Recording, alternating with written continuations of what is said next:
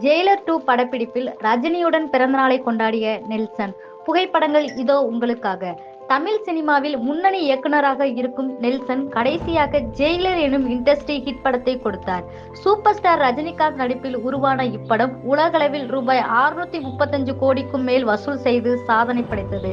Sun picture இப்படத்தை தயாரிக்க அனிருத் இசையமைத்திருந்தார். மேலும் ரம்யா கிருஷ்ணன், யோகி பாபு, சிவராஜ்குமார், மோகன்லால், விநாயகன் என பல நட்சத்திரங்கள் நடித்திருந்தனர். முதல் பாகத்தின் மாபெரும் வெற்றியை தொடர்ந்து தற்போது ஜெயிலர் 2 பிரம்மாண்டமாக உருவாகி வருகிறது. கடந்த சில மாதங்களுக்கு முன் இப்படத்தின் படப்பிடிப்பு துவங்கிய நிலையில் விறுவிறுப்பாக நடைபெற்று வருகிறது.